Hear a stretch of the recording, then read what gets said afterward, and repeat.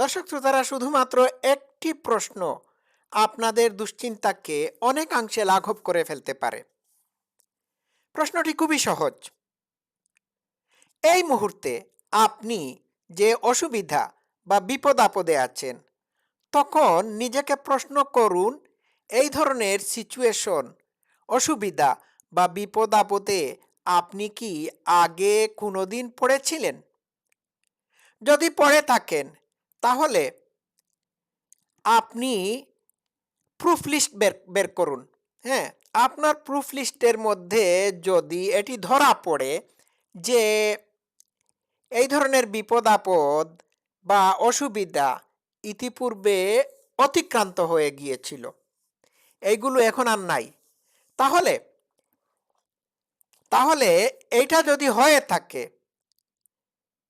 তাহলে আজকের এই মুহূর্তের বিপদ আপদ, অসুবিধা বা অবস্টাকলগুলো ওই আগের বিপদ আপদের মতো বা অসুবিধার মতো অতিক্রান্ত হয়ে যাবে।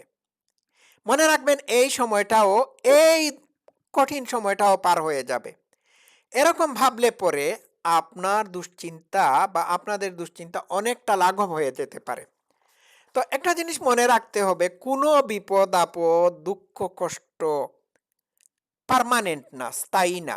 এগুলো অতিক্রান্ত হয়। যখনই আপনি কোনো অসুবিধার সম্মুখীন হবেন, তখনই আপনি আগের অসুবিধাগুলোকে সামনে নিয়ে আসবেন। নিয়ে আসার সময় প্রশ্ন করবেন যে আগের অসুবিধাগুলো কি এখনো আছে?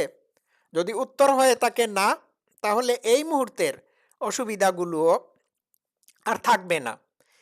এই অসুবিধা বা এই সমস্যা ক্ষণিকের জন্য বা কিছুদিনের জন্য, এগুলো অতিক্রান্ত হয়ে যাবে।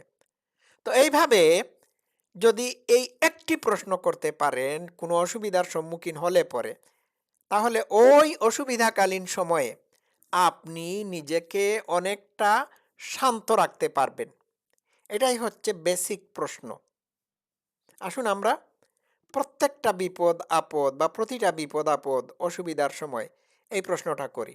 এই প্রশ্নটা করলে পরে আমরা অনেকটা কাম বা শান্ত হয়ে যাব।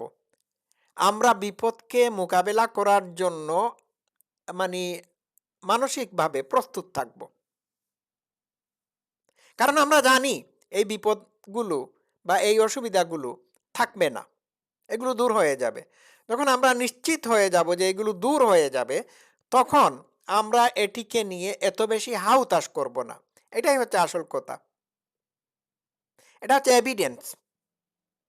হুম, আপনি যখন এই জাতীয় প্রশ্ন করবেন, তখন আপনার মনে হবে যে আগেরগুলো তো ছিল না, এখনকারটাও থাকবে না। That is the important thing. আসুন আমরা এটি প্র্যাকটিস করি। সবাই ভালো থাকবেন। Love you all. Thank you so much.